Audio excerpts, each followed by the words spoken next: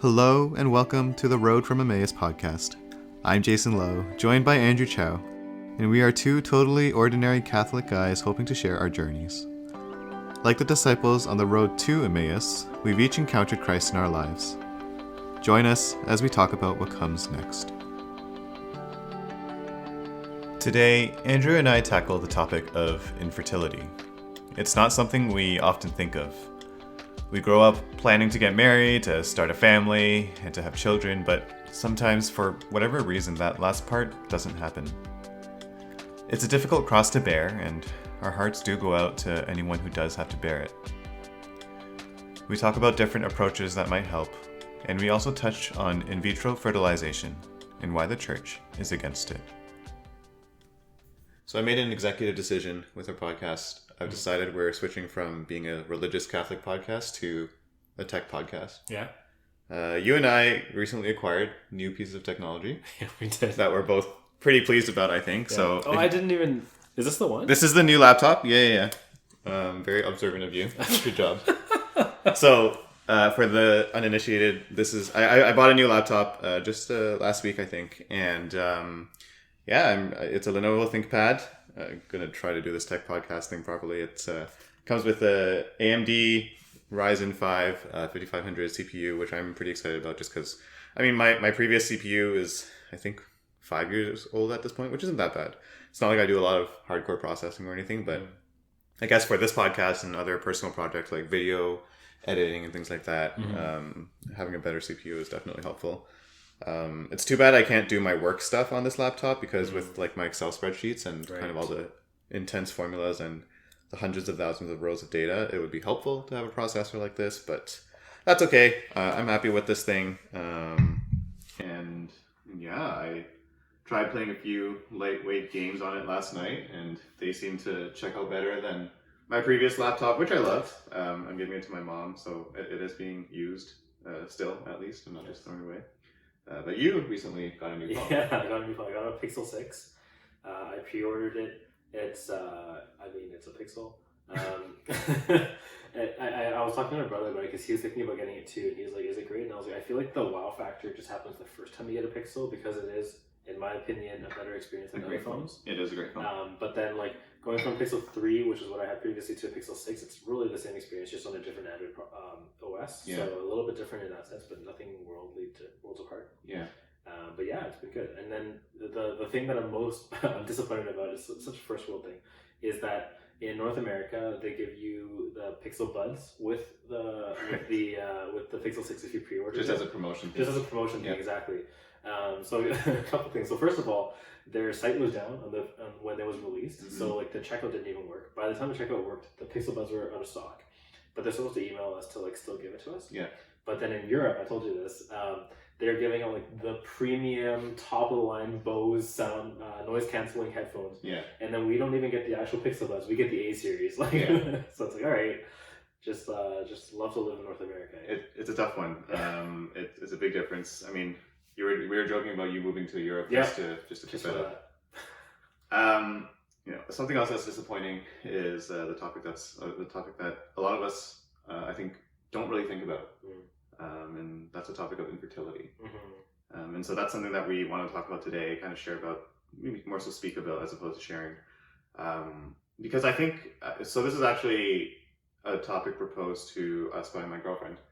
So she's a nurse, she's an emerge nurse, and I think she has a lot of these kinds of conversations with whether it's friends or just patients or whatever, just people with these people about infertility, about having a child, and for those people that are aware that she's a Catholic, right? What does the church say about infertility? And so when I was kind of drawing blanks on what should we talk about, right? And she brought this up and I was like, that's actually a good idea, because you and I think maybe 2 episodes ago we had touched on the possibility of going into it, but we never did. Yeah.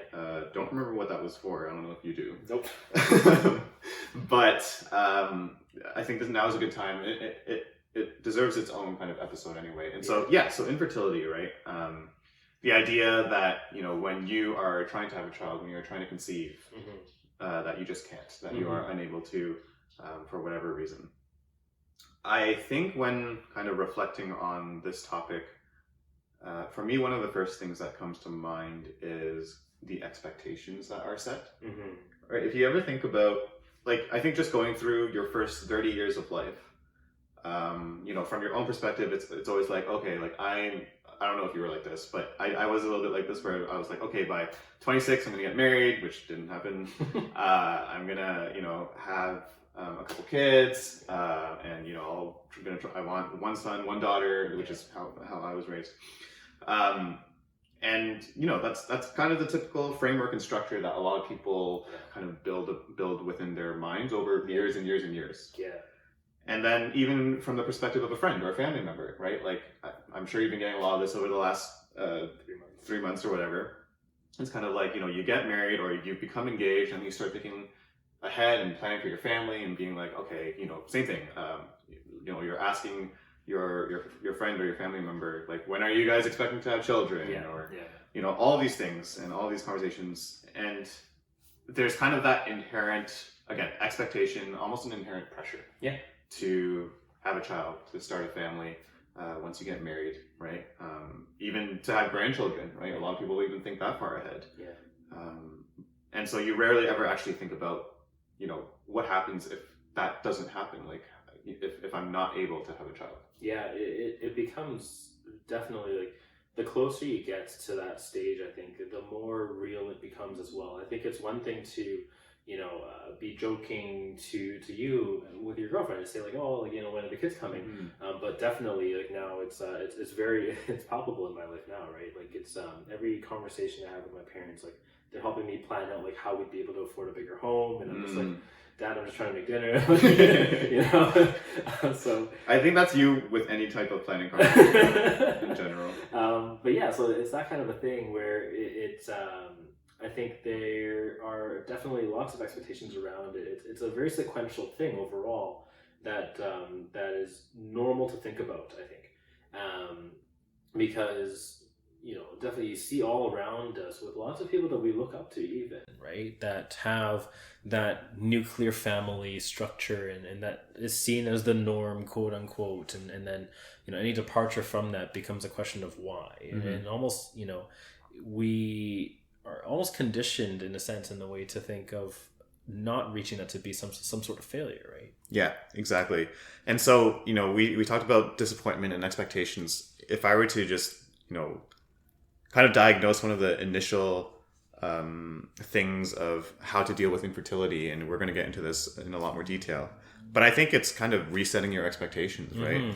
I quickly looked up just some statistics from StatsCan, and they were saying that 1 in 6 couples experience infertility. You think about that in your own life. Put yourself into a room with literally just a group of your friends. 1 in 6 of you it's possible that you guys will experience infertility, right? So it's a pretty common occurrence, more common than we definitely think about, right? And so I think our first recommendation off the bat here is just kind of, you know, from a practical perspective, adjust those expectations and understand the reality that this might happen to you, and kind of get yourself around that mindset, just again from a very practical perspective. Yeah, totally. And I think as well, you know, one of the great blessings for us is that the Catholic understanding of marriage is very different from this, right? So, you know, you're going to go through it when you're in marriage prep too, and we talked about this in our episode on marriage, that really the focus of, or the understanding of love in the setting of a marriage, or love in general, is that it meets 4 criteria. It's free, total, faithful, and fruitful.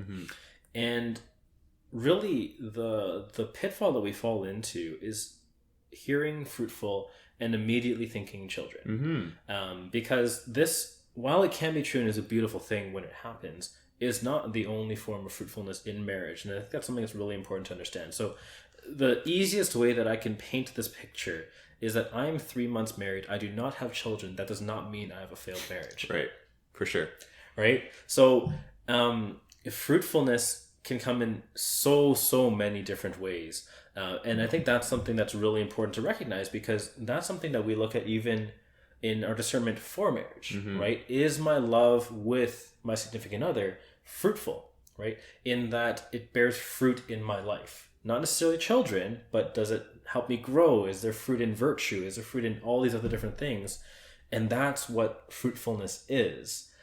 And then eventually, God willing, it culminates in children, right? So I think that's a really important kind of reset. I think so, because, and that's great, because a lot of people in this situation, a lot of Catholics in this situation, who have a foundational, proper, good understanding of their calling to the married life as their vocation, right? And they can start to wonder if they're infertile. Like, am I a failure? Am I not meeting this vocation that God has called us to as a couple, right?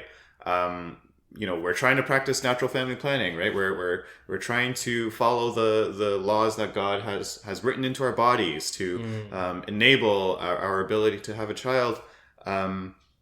And ultimately, when that's not happening, there's kind of, again, that pressure, whether it's from yourself or from those around you, or even if you think from the church, that you feel like you're not fulfilling this vocation. But to your point, I'm glad that you brought that up, because children are a gift from God. Life is a gift from God. And sometimes we don't get to receive that gift. But that doesn't mean that we don't receive other gifts. And that doesn't mean that we can't give those gifts to those around us, right? In terms of being fruitful through virtue, like you said, as an example. Yeah, well, at the end of the day, all of this, I'm glad you brought it up as gifts, because when we think about this pressure to have children, or this need to have children, in that sense, we start to think about earning it. I've earned children because I'm married. And then that really flips everything on its head. And it's like, why do I feel this way? I think it's, there's a lot of beauty in kind of dwelling in those 4 pillars of love in the family, right? So free, total, faithful, and fruitful. So being free, meaning, it's not a coerced marriage. I'm freely choosing to love you.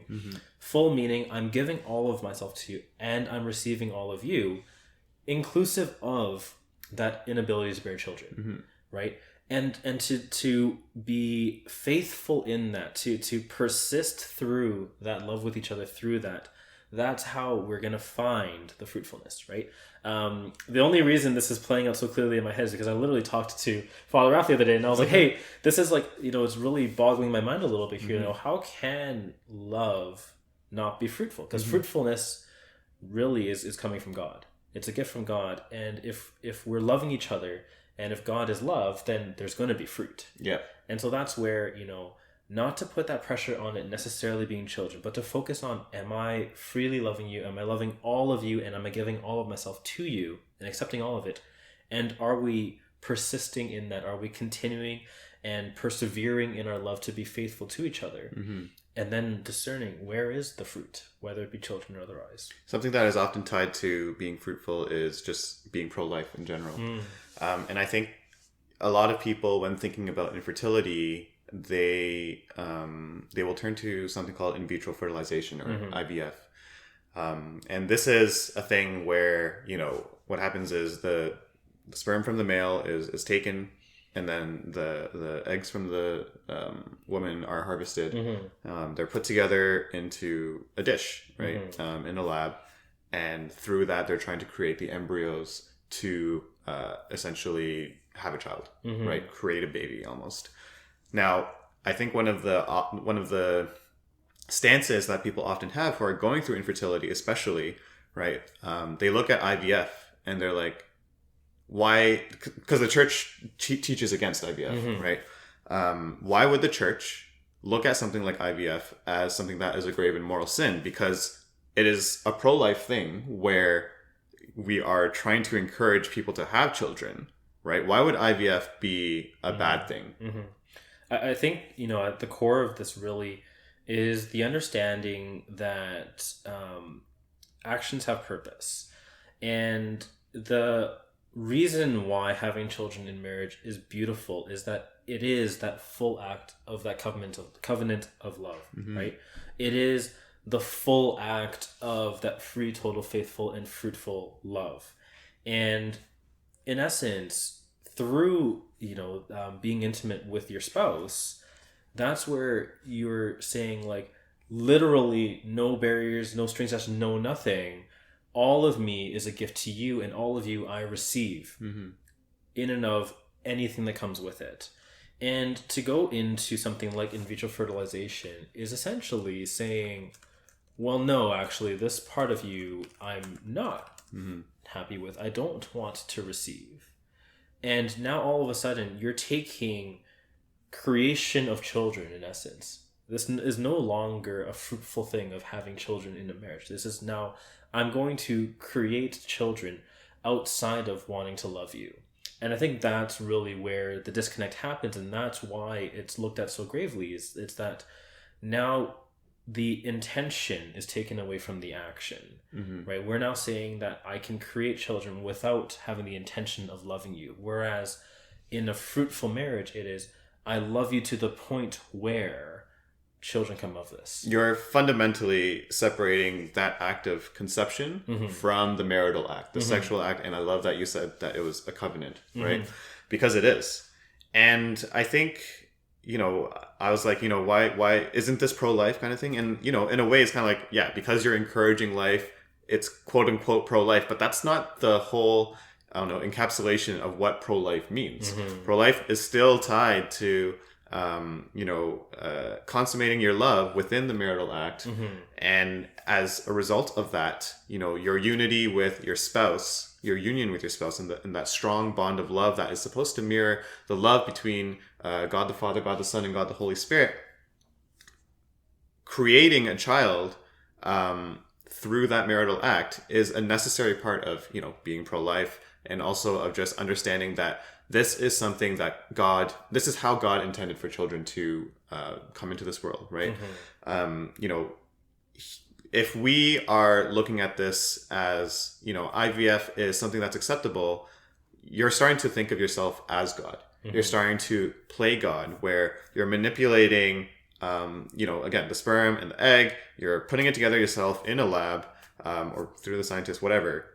You're manipulating this baby who has worth and dignity as a human being that needs to be remembered, because, again, as Catholics, and really everyone should believe this, we need to remember that life begins at conception. Mhm. Life begins not like, 6 weeks in, not 3 months in, not the moment the baby comes out of the womb, which is a lot of what society is trying to teach.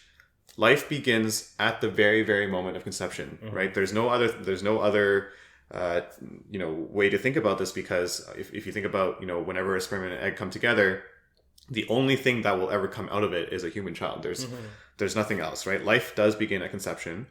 And so if we start thinking about, putting these two, the sperm and the egg together in a dish, we're manipulating it essentially as a product. We're taking away that dignity as a human child that the baby deserves. And again, we're just essentially playing God. I go back to the whole thing about like feeling the right to have children. Mm-hmm. It just goes back to this whole thing about like the fruitfulness that will, at the end of the day, bring us to sainthood, is that which is a gift. I think you look at any part of the spiritual life, you look at any part of living the faith, or any of the saints even. All the things that brought saints to sanctity, all the things that made men and women holy, were gifts from God. Mm-hmm. Every time, from literally the beginning of time, from the story of Adam and Eve, all the way through to now and into the future, every time humanity tried to say, no, I'm going to decide how this plays out, that has always ended up taking you away from sanctity. So I think that's something to really keep in mind as well. This is going beyond just creating a family. This is really affecting your own sanctity as well, because now you're saying, God doesn't have the right plan. I do. Mm-hmm. And that, in and of itself, regardless of whether it's with IVF or otherwise, it's the same thing, right? Like, to me, this concept of IVF, what you're doing in separating conception from the sexual act, it's the same thing that's wrong with contraception. Mm-hmm. It's the same thing that's wrong with pornography. Mm-hmm. We're taking parts of the sexual act, parts of the marital act, isolating them and say, I only want this to happen. Mm-hmm. I only want this to happen. I want to force this to happen. It's two sides of the same coin. And really, we're also devaluing the way that we can love each other. And so this kind of goes into what we would, I guess, kind of recommend or think about in terms of carrying the cross of infertility. Mm-hmm. Because don't get us wrong, like, the first 15 minutes of this episode or whatever, we're talking about, resetting your expectations. We're talking about why the church is against things like IVF. What we probably should have mentioned at the top is this is like, I can't imagine, being in these shoes. And I'm sure it's the same for you, where it's kind of like, we're still praying that God will give us the gift of children. Yeah. We still want to start a family or start our own families. That is still our own desire. And so if we are ever in those shoes, and if you're in those shoes of, not being able to conceive, having to struggle with infertility, this is really, really hard. Yeah. This isn't us saying that you shouldn't be emotional about it. This isn't us saying that you shouldn't be upset about it. This isn't even us saying that you shouldn't be upset at God about it, because, a lot of the time with our own spiritual lives, a lot of that growth in our relationship with Jesus is struggling with Jesus, trying to understand why God is trying to, is giving you these crosses to bear. Yeah. And so infertility is one of these crosses, and it's difficult. It's a huge cross to bear. Yeah. We're not people who can speak to what the will of God is, obviously, for you specifically, or for maybe for us. No, not even for us specifically. The only thing we can say is that, just to remind you that you're not a failure yourself personally, right? Maybe you're upset at the way God created your body. Like, am I faulty? No, you're not. God loves you. Jesus is carrying this cross with you, right? You're not a failure within the context of your marriage vocation, as Andrew outlined earlier. There are other ways to be fruitful, right? It's not just having a child that matters for. And so, I think that's kind of the first and foremost reminder that we need to bring out. Well, I think, again, to echo you, that none of this makes it any easier. But I think one thing to remember all the way through is that this goes back to a conversation that comes up often enough, which is, why is suffering such a big part of the Catholic thing? And I think one really big thing to remind ourselves of is God's permissive will. Namely, God allows evils to come into the world for greater goods. And so I think, again, to your point, feeling sad, feeling down, and having those questions is, I think, completely natural. But the flip side is, and the promise that we're given is that there's always hope there. The promise that we're given is that there will be, for you specifically, a greater joy that you can receive in where God is pointing you to than you could have had if you had children. Right? Yeah. Like, that, I think, is the hope we need to cling to. Is like, all right, as excited as I was for children, maybe it was something about having the children that I was really excited for that I can do now in a way that's freer for me. For example, something that comes to mind in the conversation I had with Father Ralph about this was, what if, right? And there are so many evils in the situation I'm about to talk about, but what if there was a child born of an unhealthy relationship with an abusive father and a mother who wasn't fully consenting, and a child is born?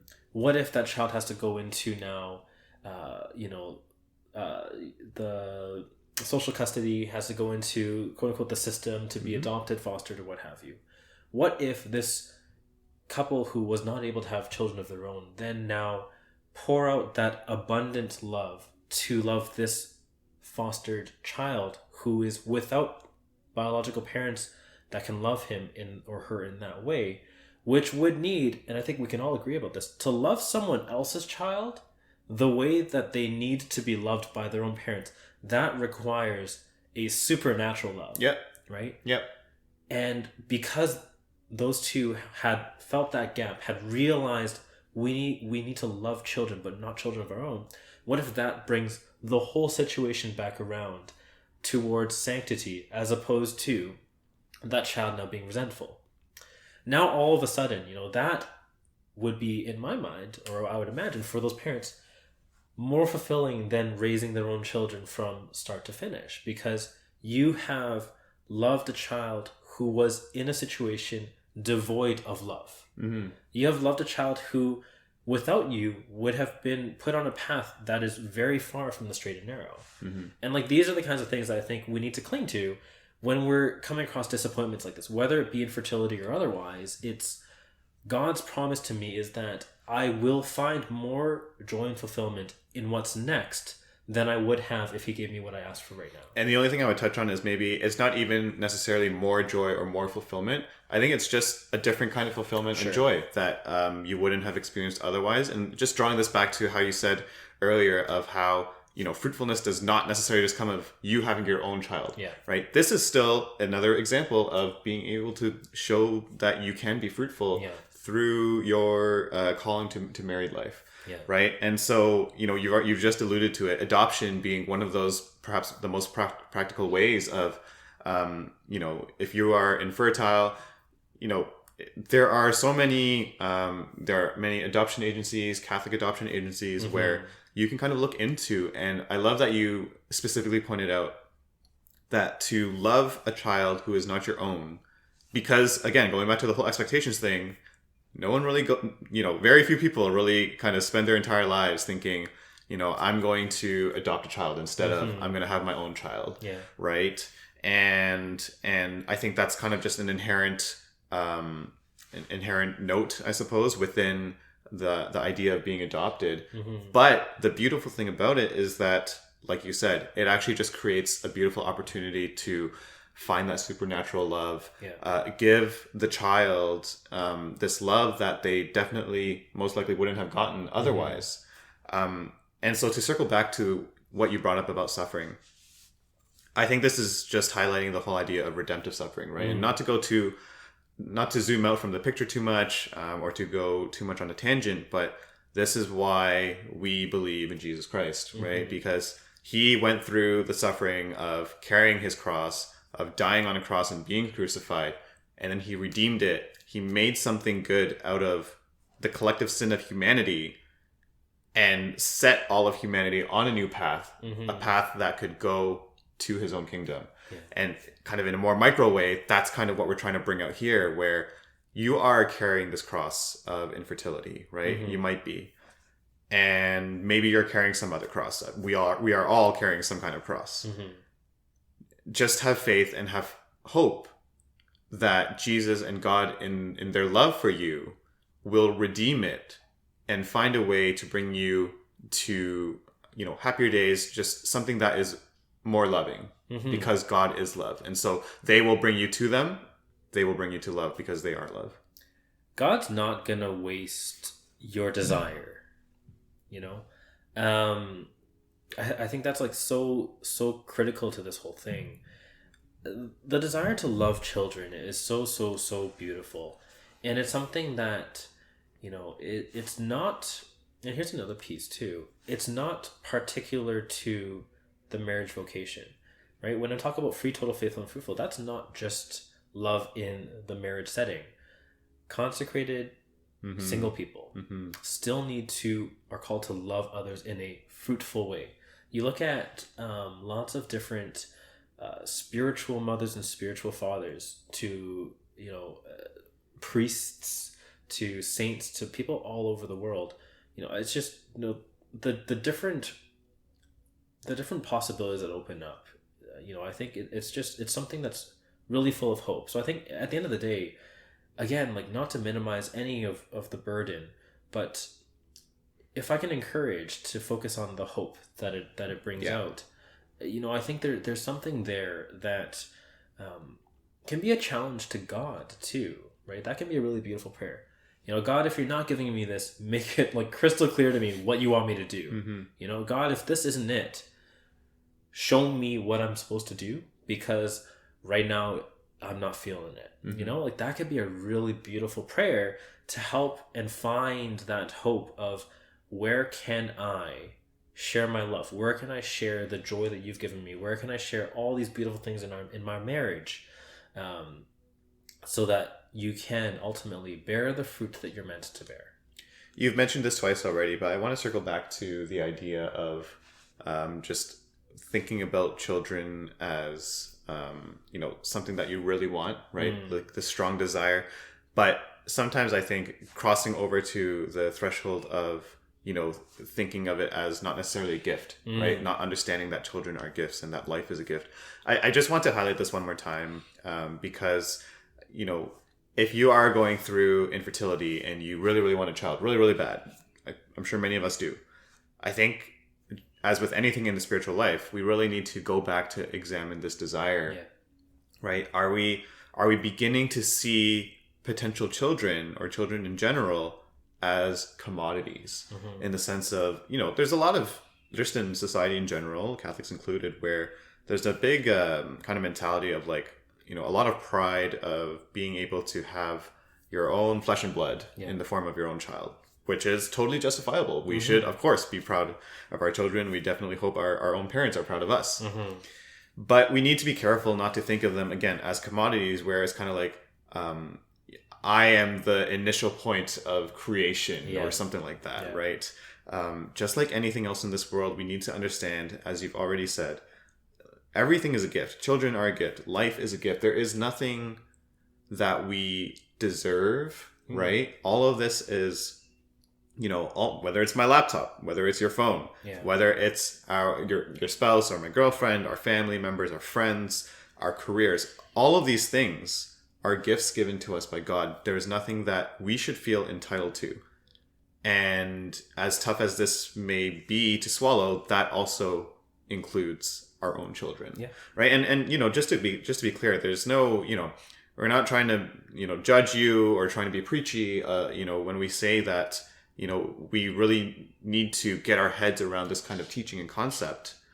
But it's true. I think, the more we are able to understand that the things that come to us are from God, then the more we are able to navigate these kinds of situations. It's end to end, right? It's really understanding that we're stewards of these gifts, even like the ability, even the gift of the marital act itself, that this is even a possibility we can think about that as a gift, I think it's something that we could never spend too much time on. And I'm glad you talked about it though, as like, can we analyze this desire? Because it's twofold. It's one, have I overreached in this desire, right, to the point where I'm thinking of children's commodities?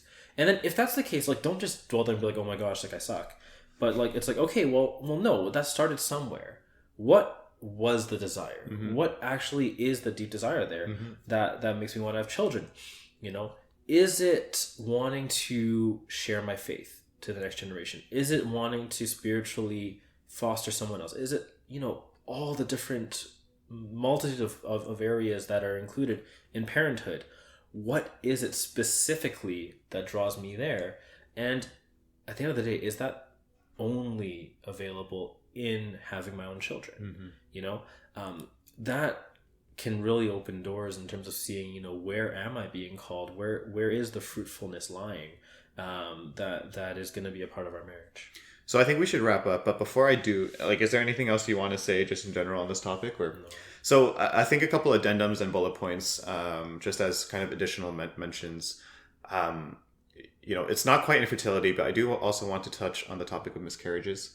Again, kind of similar in the sense of you're trying to have a child and ultimately that doesn't happen. Slightly different in the sense that you did actually conceive, a life did come about through the grace of God, but ultimately that didn't happen.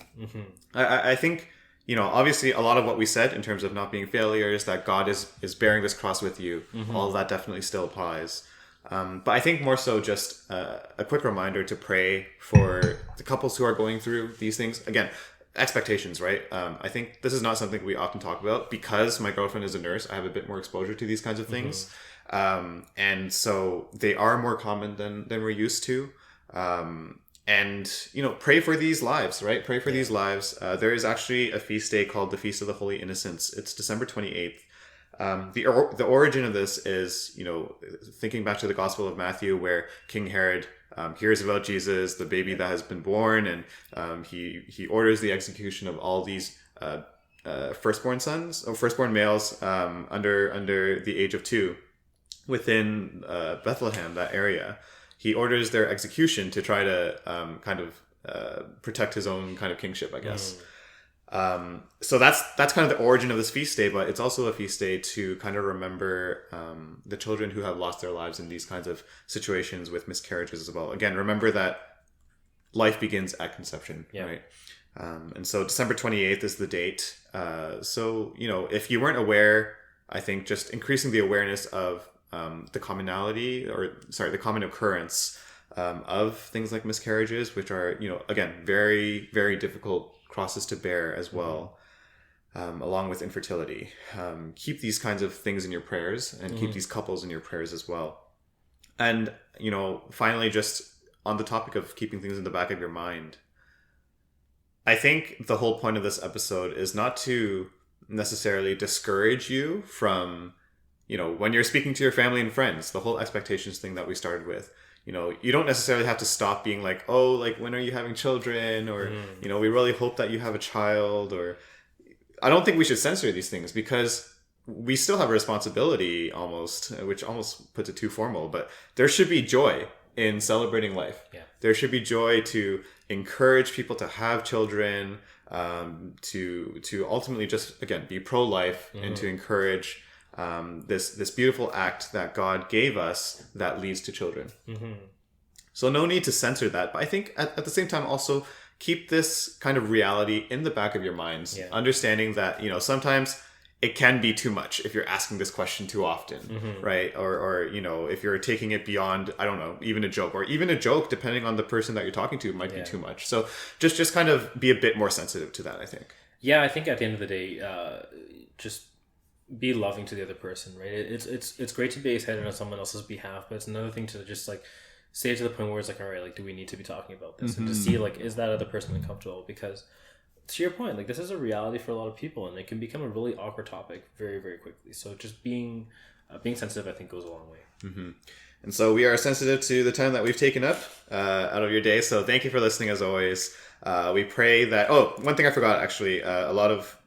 Some of the research that I did with respect to IVF and just this topic in general, there is a really good video by Father Mike Schmitz, specifically on contraception and IVF. I'm glad you mentioned contraception as well, which goes into this, even better than we did. So, I would recommend you looking up that quick 10-minute video.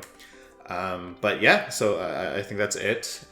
We keep all of the children who have lost their lives in our prayers. We keep the couples who are struggling with infertility and miscarriages in our prayers, and we pray that you do as well. And so thanks again for listening, and you'll hear from us in a couple of weeks. Have a good day.